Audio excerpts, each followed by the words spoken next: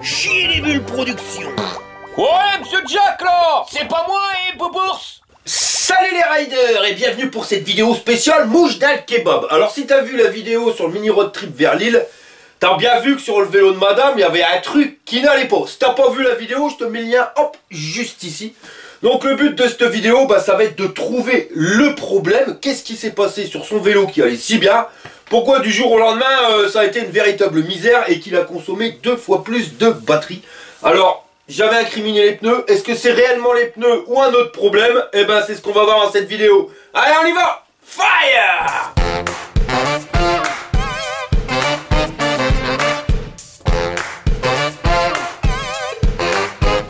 Alors, est-ce que le problème, il vient des pneus? Enfin, pas forcément des pneus, mais du moins du kit anti-crevaison qui a été mis à l'intérieur? Ou est-ce que ce serait déjà un problème de roulement ou même de frein qui frotte? Alors, pour le savoir, pas 36 solutions, on retourne le biclou, on va aller sur la roue avant, on va la faire tourner. Et tu vois, il n'y a aucun bruit de frottement. Donc déjà, c'est pas le disque sur la roue avant. On va aller voir sur la roue arrière, on va faire la même manip. Donc là, pareil, on n'entend pas de bruit de frottement. Bon, déjà, on peut régler un problème. C'est pas une histoire de frein. Il n'y a rien qui frotte. Alors, ça peut être aussi un roulement. C'est le machin qui raccroche et qui fait que ça soit plus dur et que ça consomme plus. Mais regarde. Voilà, il n'y a pas un bruit, rien. La roue, elle tourne. Alors maintenant, je dis pas, il y a peut-être une résistance. Le roulement, bon, il a fait des kilomètres. Il a fait presque 1500 km. Donc, il s'est certainement usé. Il y a peut-être une résistance qui se crée. Mais pas à ce point-là de consommer le double, tu vois, parce que la roue, elle continue de tourner. Voilà, donc même s'il y a une résistance, elle n'est pas énorme et c'est pas ça qui te fait consommer le double.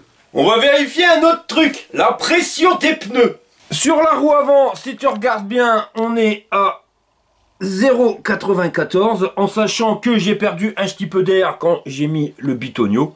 Bon, on va remettre à 1 bar. On va vérifier sur la roue arrière. Alors le problème, c'est que tu as toujours un petit peu de perte quand tu mets le bitonio.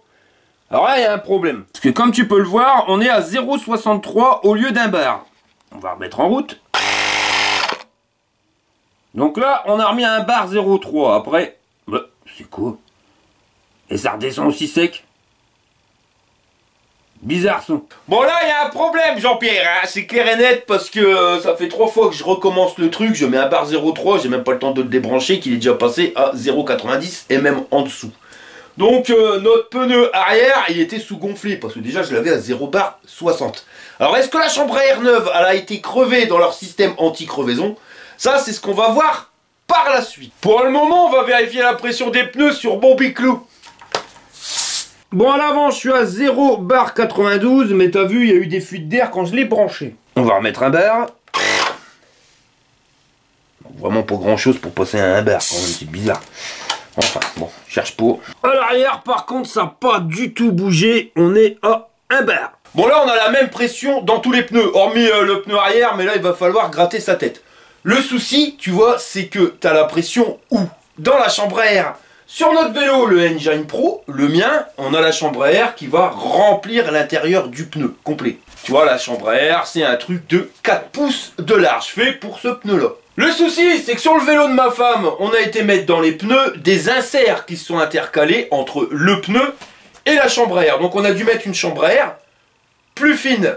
Alors on a 1 bar de pression dans son vélo, enfin dans ses pneus, mais sur une chambre à air qui est plus fine. Et ça, je vous l'avais dit, quand j'ai fait le montage, ça me paraissait bizarre, c'était au niveau du flanc. Tu vois que le pneu il est gonflé, hein, comme ça, il n'y a pas de souci, mais tu vois que sur les côtés, voilà, on dirait que c'est pas bien rempli. Et ça, je pense que ça peut être un souci. Parce que ma femme, elle m'a dit, en utilisation, c'est bizarre, mais on a l'impression que le pneu, il est crevé.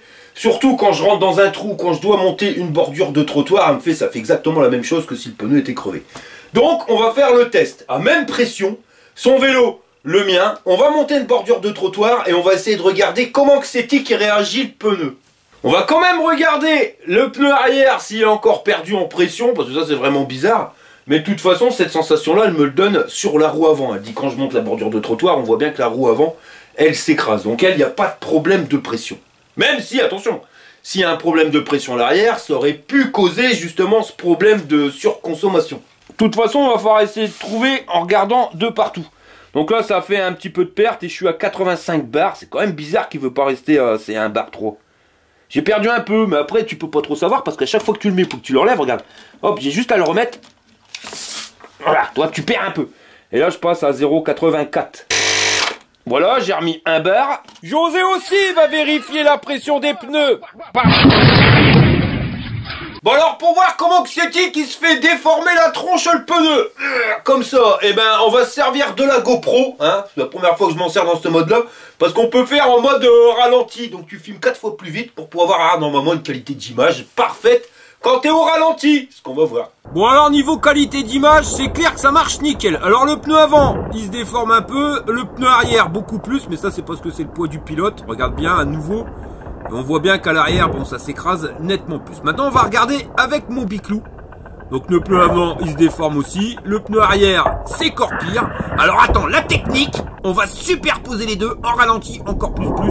Et on voit que, bah, c'est finalement, c'est grosso merdo la même chose, mon copain. Ah ouais, hein. Autant à l'avant qu'à l'arrière. Bon, bah, je crois que madame, elle doit bosser chez Saint-Maclou, hein. Tu sais, les rouleaux de moquette de 4 mètres. Elle doit les fumer, hein, obligé, parce que c'est clair et net que avec le système Tannus, ben ça s'écrase pas plus que quand on n'a pas. Ça c'est clair et net. Je dirais même peut-être qu'il y a une toute petite légère amélioration, mais ça il faut regarder la vidéo plusieurs fois et voilà. Et s'il y a une amélioration, c'est vraiment léger. Enfin, ça va légèrement mieux, mais c'est clair que c'est pas pire, donc elle s'est complètement plantée. Tu vois, ouais, je te dis, elle doit avoir un coup d'haleine. Chez Les Bulles Productions vous présente les aventures de Jean-Claude Tagueule et Monique Tamer. Je crois que j'ai peut-être fait trop puissant. Oh la Monique! Aïe aïe aïe aïe aïe aïe aïe! J'ai un problème! Bah qu'est-ce qui se passe mon Jean-Claude? Bah regarde mes bonbons! On dirait des pastèques tellement elles sont grosses. Bah vu la taille des trucs, j'espère qu'elles vont pas exploser, hein, parce qu'on va tous y rester. Aïe aïe aïe aïe aïe aïe aïe! Appelle les pompiers la Monique, hein! Allô les pompiers? Oui c'est pour Jean-Claude. Ah là là, qu'est-ce qui se passe? D'accord. Bah j'ai une mauvaise nouvelle mon Jean-Claude. Coquillard la Monique! Les pompiers m'ont dit qu'ils se déplaçaient pas pour des prunes. Bon, maintenant on va faire un autre test. Alors je vais pas te mentir, hein, j'ai cassé ma tête pour essayer de trouver un truc qui soit visuel, hein, c'est pas forcément évident à trouver, mais je pense avoir trouvé la bonne solution. On est bien d'accord que la roue libre de madame, ça n'allait pas du tout. C'est-à-dire qu'on descendait une côte, moi je la doublais sans pédaler, sans faire fonctionner le moteur, et elle, bah, elle devait pédaler et elle arrivait même pas à me suivre. Alors ce qu'on va faire, là je suis parti avec mon vélo, le Engine Pro, et on va tester dans une côte. C'est-à-dire qu'on va démarrer à un point fixe et je vais laisser partir le vélo. Je vais pas accélérer, je vais pas pédaler et je vais le laisser descendre cette côte et on va s'arrêter à un point fixe en bas et on verra le temps que j'ai mis avec mon vélo et puis on va pouvoir comparer avec le sien. Bon alors nous voilà partis. Alors tu le vois pas sur la vidéo mais je démarre à un stop et la roue avant pile poil sur la ligne de stop. Pas d'accélération, pas de pédalage, le bordel, il est en roue libre et on va descendre jusqu'en bas. Bon allez, je vais te mettre un petit peu de musique, ça sera plus gai.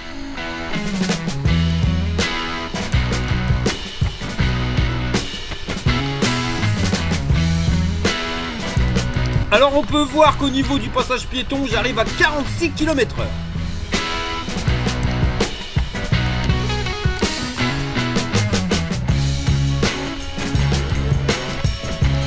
Et là on va s'arrêter au dernier passage piéton. Alors attention, pouf. Alors retenue 42 625. Bon, on va faire le test avec le vélo de madame. J'ai mis en configuration réelle 0,63. C'est ce qu'il y avait dans les pneus quand on a fait la route. Donc on va tester ça pour commencer. C'est parti pour le test. Alors fais pas gaffe, hein, c'était inscrit à 10 km/h, mais c'est parce que je roulais juste avant. Mais on a bien vu que c'était un départ arrêté. Toujours à cette ligne de stop. Alors on y va en musique.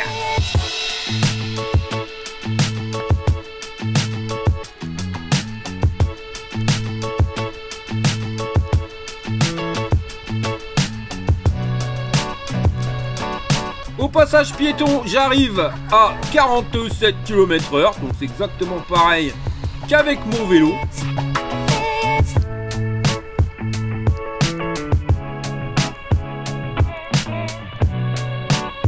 Par contre, on peut s'apercevoir qu'on va mettre plus de temps à arriver au passage piéton. Voilà, on va retenir 47 378. Alors pour le test, j'avais diminué la pression juste dans le pneu arrière. Parce qu'en configuration réelle, on a vu que le pneu avant n'était pas dégonflé. Là, je viens de remettre un bar dans le pneu arrière et il y a un bar dans le pneu avant. Maintenant, on fait le test. On est reparti, alors c'est pareil, c'est marqué 4 km/h, mais c'était réellement un départ arrêté à cette ligne de stop. Allez, musique Jean-Pierre!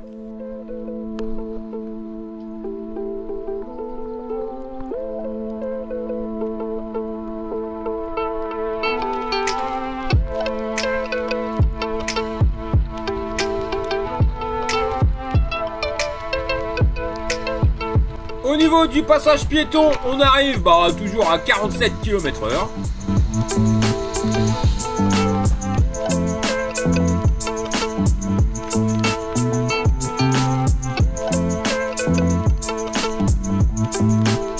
Et pour le dernier passage piéton, je vais être à 47 507. Maintenant, on va faire le test avec 2 barres dans le pneu arrière et 2 barres dans le pneu avant. Go. Allez, dernier test.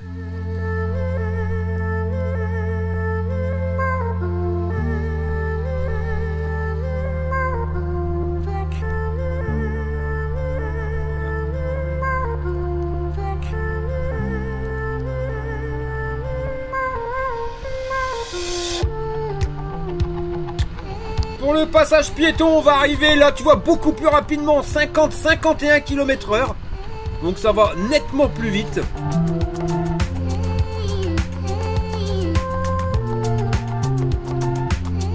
Et on voit direct qu'on arrive au passage piéton beaucoup plus rapidement que tout à l'heure. On va retenir 42 565. Bon bah là ça a été flagrant, c'est-à-dire que mon vélo 42 secondes, on va arrondir hein. Le vélo ici, comme il était en configuration Lille, on est à 47 secondes. Et si tu mets un bar de pression, c'est-à-dire la même pression que dans les pneus que mon vélo, eh ben on est encore à 47 secondes. Donc on perd 5 secondes. Donc ça c'est énorme, hein, c'est ce qui fait. Donc même en laissant un bar avec ce système-là anti-crevaison, on a bien vu qu'on a donc c'est plus de résistance. Donc ça va consommer automatiquement plus parce que ça va être plus dur pour avancer. Par contre, si on met 2 barres de pression, là c'est clair, ça fonctionne nickel chrome, enfin nickel chrome. On a exactement les mêmes résultats qu'avec mon vélo en 1 bar. Le seul problème, c'est que quand tu es en 2 barres, alors j'admets, hein, quand tu pédales, ça va bien. Comme mon vélo, nickel chrome, comme avant c'était sur son vélo. Le souci c'est que dès que tu arrives dans un trou, une bosse ou quoi que ce soit, et ben là tu le sens direct parce que tes pneus ils sont surgonflés.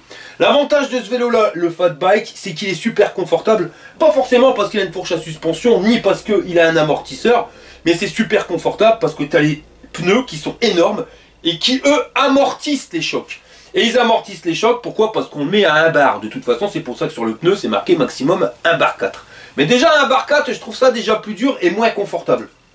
À 2 bars, tu perds tout. Donc on arrive au même résultat, tu vois, en termes de puissance, d'éviter de niquer la batterie. Mais ça reste quand même pas trop confortable. Donc le mieux, moi je m'en fous, c'est pas mon vélo. Et on va demander à madame.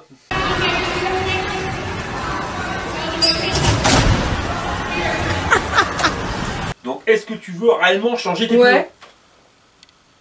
Parce que si je mets 2 barres. Oui mais j'en veux plus. De quoi t'en veux plus? Mais ils sont trop durs maintenant aussi. 2 barres. Ah bah t'auras pas le même confort, ça sera plus dur.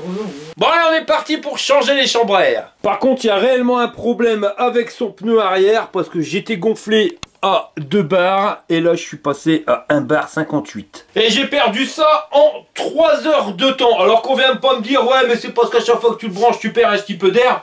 Ouais non mais j'en perds à l'avant, j'en perds à l'arrière aussi un petit peu d'air avec ça. Donc la différence elle est quand même flagrante. Parce que regarde, j'ai regardé sur la roue avant. Et je suis à 1 bar 87. Bon on va faire un petit test avant. On a 1 bar de pression. Avec les inserts increvables, ça pèse 3,8 kg. Je te parle pour la roue avant. Bon, on va retirer ce bras-là. 1 bar de pression, Et le bordel, il pèse 3,8 kg. En clair, que tu mettes l'insert avec une plus petite chambre à air ou une chambre à air plus grosse toute seule, bah le poids, il revient exactement au même au 100 grammes près. Alors j'ai vérifié, hein, parce que sur le coup, je croyais que comme le pneu, il était plus gros, il était plus lourd, bah t'as un effet d'inertie qui fait que ça, il faut plus de force pour faire tourner ta rolle. Mais même pas, parce que c'est exactement le même poids. Donc c'est vraiment qu'un problème de sous-pression. Voilà, c'est tout, pas d'autres mots. Ma femme qui me dit, ah, tu vas pas changer les pneus parce que tu vas avoir du boulot. Si elle savait que j'en ai que pour 20 minutes pour faire les deux rolls, et encore en prenant mon temps et en buvant un café. Mais bon, tu vois, ça c'est une technique, mon ami. Il faut jamais dire que t'en as pas pour longtemps. Sinon après, on va pas arrêter de te burner. Là, elle est partie faire les courses, elle va revenir, dire, ah bah, je viens juste d'avoir fini, tu vois. Hop, et puis, comme ça, et ben, on sait jamais. Si t'as envie de demander un truc, c'est plus simple. C'est une technique, ça, mon copain. Jamais dire que c'est trop facile. Allez, on dégage chaud. Bon, bah, les bordels, ils ont été montés à peu près en 10 minutes. Alors, petite pause café, histoire de dire quand même de mettre 20 minutes. Hein. Santé, les gars.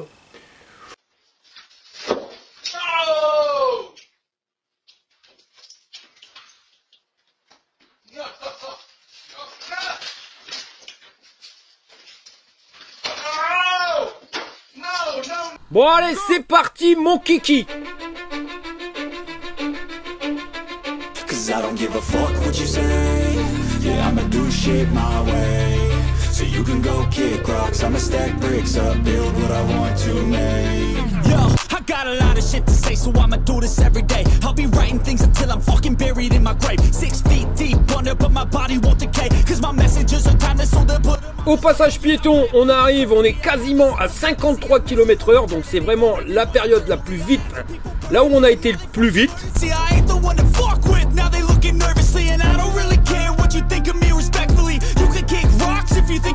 Et au passage piéton, là on retient 42 879. Bon, je suis en train de gonfler les pneus à 1 bar 4, le maximum qu'on puisse mettre, et on va faire le test.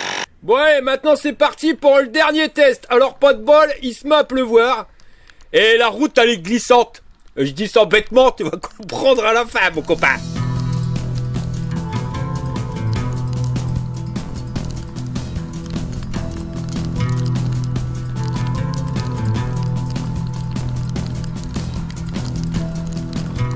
Alors au passage piéton on arrive, on est à 51 km/h. Donc tu vois on va pas plus vite que tout à l'heure. Bien au contraire, on a perdu 2 km/h. Et au niveau du passage piéton, alors regarde bien parce qu'il va se passer un truc phénoménal. Donc retenu, ça sera 42 200 et hop là, José la Galvini. Bon allez, si t'as pas bien vu, je te la remets. Putain, je me suis tourné. Ah la vache. Ah. Putain.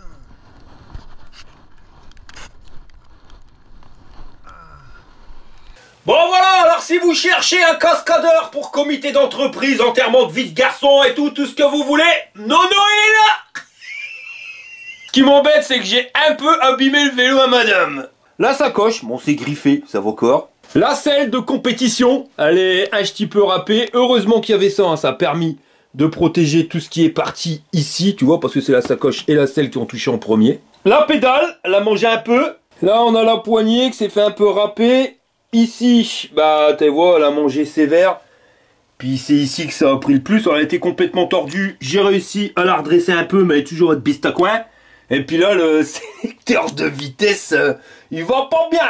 Alors, comment que c'est-il que ça s'est passé? Je me mets comme ça parce que si tu veux, j'ai fait un don de peau à la route. Mais voilà, c'est une succession de pas de bol. Les pneus qui étaient plus gonflés que d'habitude. Moi, j'aime bien quand c'est un bar. Bon, j'ai essayé un bar 4. Et il pleuvait, donc c'était vraiment glissant. Et le truc, c'est que sur le vélo à madame, elle me l'a pas dit, mais il n'y a plus de frein là, t'as l'île comme ça. Mais bon, voilà quoi. Elle roule avec un vélo sans frein, ne dis pas. Et c'est surtout le frein à l'arrière qui a pas été. Et puis après, c'est de ma faute, tu vois, parce que voilà, je me suis dit, il faut arrêter au passage piéton, c'est bien. Visuellement parlant, c'était mieux que mettre un petit poteau sur le côté. Au moins, j'étais sûr de pouvoir arrêter le chronomètre au bon moment. Seulement, j'avais pas beaucoup de distance pour freiner. J'ai pilé des deux freins. Le frein arrière il freine pas, tout il est parti sur le frein avant, et puis voilà, tu ripes. Après j'en veux pas madame, loin de là, parce que je sais que elle me l'a pas dit, c'est pour pas m'embêter. Tu l'as vu pour les pneus, voilà, elle veut vraiment pas m'embêter, elle voit qu'avec les vidéos j'ai pas mal de... ça n'arrête pas. Donc elle veut pas m'enquiquiner. Bon bah voilà. Après ça tombe bien parce que je devais changer ses freins, mettre des freins hydrauliques avec les nouvelles poignées, les étriers hydrauliques. Donc je pense qu'à mon avis, le tuto il va arriver très prochainement. Et pareil, je devais vous faire un tuto sur le réglage du dérailleur, bah clic Kodak.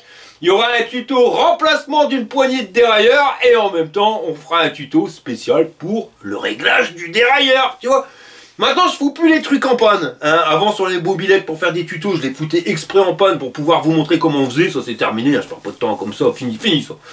Mais bon, faut saisir l'occasion quand elle arrive. Et maintenant, grâce à son biclou, on a beaucoup de tutos qui vont arriver. Mais bon, ça reste entre nous que c'est de ma faute. Alors, on va rien dire et puis on va attendre que madame elle arrive. Alors, je vais te montrer comment que c'est qu'on tourne les trucs. En ce moment, chez les opticiens T'avo pas vu, on vous offre la deuxième paire de lunettes. Bon bah Jean-Claude, moi j'y vais hein. Au fait, tu sais où je dois prendre le bus pour aller au cimetière? En pleine tronche. Eh bien, il ferait bien de le prendre à deux, le bus en pleine tronche. Moi, ça me ferait des vacances parce qu'il me fatigue. Bon, sinon, pour revenir sur la base du tuto, t'as bien vu qu'au niveau du gonflage des pneus, là, on est sur une pression de 1 bar sur son vélo, 1 bar sur le mien, et ben ça correspond pile poil au même résultat, arrivé en bas au niveau du passage piéton. Donc c'est bel et bien pas une histoire de vélo, de roulement ou de frein. C'était tout simplement les inserts qui étaient à l'intérieur, même si tu mets la même pression, on l'a vu hein, pendant le test, et ben malheureusement ton pneu s'écrase quand même un petit peu plus et c'est comme si tu étais sous-gonflé.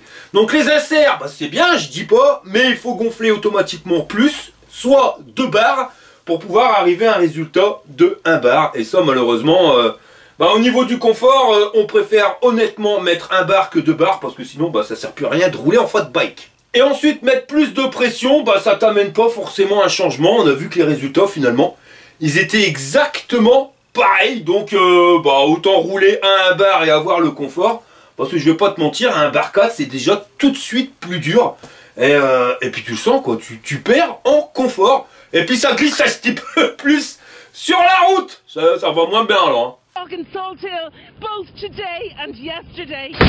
Bon, et puis petite précision, tout à l'heure vous avez vu que j'ai pesé les roues avec les inserts et sans, donc pour savoir combien ça pesait exactement.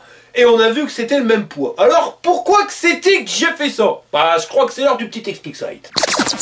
C'est l'heure du petit Explique Site. Alors, comment que c'est-il que ça se fait que quand je suis dans la descente, avec des pneus plus légers, finalement, je vais plus vite. On l'a vu, j'étais à 53 km/h.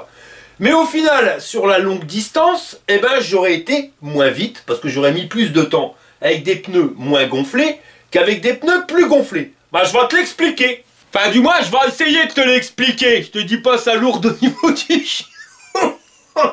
Bon, alors, notre roue, quand elle tourne, son centre de rotation, il est où? L'axe, ici, c'est au milieu. Plus que tu vas mettre de poids aux extrémités, et plus ça va être dur de faire tourner. Plus tu vas mettre de poids au milieu, sur l'axe de rotation, et plus ça sera simple à tourner. Tu veux faire un petit test, tu prends une essoreuse à salade, tu viens mettre un poids d'1 kg pile poil au milieu, sur l'axe, et tu vas voir que quand tu vas la faire tourner, c'est super simple à faire tourner. Par contre, si tu mets ces poids-là, si tu mets 1 kg de poids tout autour de ton essoreuse à salade, et que tu vas tourner, tu vas comprendre qu'au début, tu vas galérer beaucoup plus pour faire tourner ton essoreuse à salade à la même vitesse. Par contre, une fois que tu auras arrêté de tourner avec ton essoreuse à salade, qu'est-ce qui va se passer? Là où tu auras mis le poids au milieu, ta roue, elle va s'arrêter beaucoup plus vite. Par contre, là où il y aura le poids sur les extrémités, c'est l'inertie. Ta roue, elle sera lancée, et une fois qu'elle est lancée, elle va mettre beaucoup plus de temps à s'arrêter. Elle va ralentir vraiment tout doucement. Est-ce que tu me suis là? De toute façon, c'est pas compliqué à le savoir. Tu essayes de tourner la roue quand elle est telle quelle, avec le poids aux extrémités. Il te faut une certaine force. Enlève le pneu, essaye de faire tourner la roue. Tu verras que la roue, elle tournera automatiquement plus facilement. Donc on va pas rentrer dans les calculs cinétiques, les machins, les bidules. Ça va vraiment être très compliqué à comprendre. Mais pour aller au plus simple, quand ton vélo il avance comme ça, bah, il fait pas qu'un mouvement, une force dans ce sens-là. Non, il exerce aussi une force au niveau de la roue. Parce qu'il avance à partir du moment où ta roue, elle tourne. Et plus il y aura le poids aux extrémités, et plus bah, ça va être dur à lancer ton vélo. Tu comprends ce que je veux dire? C'est pour ça qu'avec la roue plus légère, eh ben, je suis arrivé beaucoup plus vite au passage piéton. Parce que je vais me lancer beaucoup plus vite. Alors après, tu vas me dire, ben ouais, mais pourquoi avec la roue plus lourde, finalement, au final, tu as mis moins de temps, donc tu as été plus vite? Eh ben, c'est tout simplement l'inertie. Parce que plus vous allez avoir de poids aux extrémités de votre roue, plus elle va avoir de mal à se lancer. Par contre, l'inertie ne se perd pas. Une fois que la descente elle s'arrête, parce qu'on a vu que la descente n'allait pas jusqu'au bout, et après ça descendait tout doucement, voire même c'était sur du plat. Et ben l'inertie elle va nous servir sur du plat. C'est-à-dire que tu vas galérer à descendre, tu vas mettre plus de temps à arriver à la vitesse, et après, eh ben, tes pneus ils vont te restituer cette force, ce qui va te permettre clairement ben, de ralentir moins vite. Tu vas mettre plus de temps à accélérer, mais tu vas mettre aussi plus de temps à ralentir. Et comme ben, sur notre parcours à la fin ça finissait sur du plat, et ben, on s'est servi de l'inertie de nos pneus pour ralentir moins vite. Voilà pourquoi au final on a été plus vite. On a été moins vite, mais on a été plus vite. On aurait arrêté notre test dans la descente, et ben, le pneu sous-gonflé, il nous aurait permis d'aller plus vite, mais aussi de faire le parcours sur une distance plus courte. Alors j'espère que j'ai été clair. Si j'ai pas été clair, bah tu me le dis. J'essaierai de faire autrement. C'est pas forcément évident d'expliquer les systèmes d'inertie. Mais faites le tour avec vous. Mais même si c'est... Regarde, prends un vélo course. Tu prends un vélo course, tu mets un coup de pédalier, même lance une roue de vélo course, et ben elle va être beaucoup plus simple à lancer que ta roue de fat bike. Ta roue de fat bike, elle est plus lourde. Donc automatiquement, il te faut plus de poids. Pour lancer le truc, il faut faire un effort qui soit plus grand. Par contre, tu as l'avantage de pouvoir récupérer une inertie. Alors ça, c'est bien, sauf si tu es sur un parcours où tu freines souvent. Parce que si tu freines souvent, là, tu vas casser cette inertie et au final, il va falloir relancer le vélo à chaque fois. Et à chaque fois, tu vas devoir remettre un coup de peps, donc tu vas en chier plus. C'est pour ça que je voulais regarder le poids, parce que ça pouvait aussi jouer sur la consommation. Surtout si tu freines tous les 4-2, tu vois. Donc ton vélo, ben, il est obligé de galérer pour te relancer. Et c'est pour ça que sur le Lanculesi RV800, eh ben, nos jantes, elles sont trouées. Voilà, j'ai eu la solution par un gars qui m'a expliqué. Parce que je fais le malin, mais t'inquiète, hein, il y a 2 jours, j'étais pas au courant du tout du système. Hein, merci à l'abonné qui m'a bien formé là-dessus. Mais sur le Lanculesi, on a un souci, c'est qu'on a un contrôleur qui envoie pas la sauce au démarrage, tu vois, qui est vraiment doux. Même en modifiant les réglages, tu peux faire ce que tu veux, rendre le plus nerveux. Il est pas nerveux. Donc ils nous ont allégé les jantes pour que le poids, ben, il y ait moins de poids aux extrémités, pour que le moteur, il galère moins à se lancer. Tu comprends mieux, mon ami? C'est pour ça que quand on a fait les tests, au début, pour se lancer, c'est galère. Par contre, à partir d'une certaine vitesse, le bordel, il est parti. Il est parti. Voilà, tout simplement pour ça qu'ils ont fait des trolls dans la jante. Donc oui, c'est pour gagner du poids, mais c'est pas pour gagner du poids sur le vélo total, parce que c'est pas en faisant, allez, 40 trous par jante, comme ça que tu vas gagner grand chose. Mais sur le poids des roues, et ben là tu vas gagner grand chose. Tu vas jouer justement avec cette inertie, et c'est ce qui va te permettre de consommer moins de courant et de gagner un petit peu plus de peps au démarrage. Après, si tu veux vérifier, tu vas dans un parc de jeux, tu sais, les tourniquets où tu montes dessus puis qu'il faut tourner. Tourne le tourniquet quand il est à vide, et puis tu le lances à une certaine vitesse. Après, tu essayes de le freiner, tu vois, avec tes mains. Donc tu vas peut-être réussir, bon, peut-être. Et après, tu mets 10 gosses dessus, tu vas le lancer. Alors déjà, tu vas voir, ça va être beaucoup plus galère à faire tourner le tourniquet. Mais une fois que le tourniquet est à la même vitesse que quand il était à vide, bah essaye de l'arrêter avec tes mains. Tu vas faire le même que moi avec le biclo tout à l'heure. Et puis tu vas t'envoler. Voilà, c'est tout simplement ça, l'inertie. Alors j'espère que j'ai été clair. C'est pas forcément évident de vous expliquer ça avec des termes corrects pour que tout le monde puisse comprendre. Donc si t'as compris, bah tu me le dis en commentaire. Si t'as pas compris, tu me le dis aussi. J'en ferai une vidéo bien spécifique là-dessus.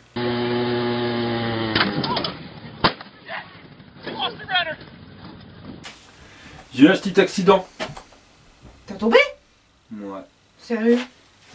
Bah j'y connais rien avec ton vélo et Non, tout. mais désinfectage. Ah bah ouais, imagine, je vais finir amputé. Oh oui, vous. Ouais, tout ça pour toi. Oh, Pour que ma chérie, elle a un beau vélo qui va bien. Bah après, c'est pas de ma faute, moi j'avais pas demandé que tu me mettes des pneus qui allaient pas, des chambres à air. Bah je t'ai pas demandé de crever. Bah non, je sais.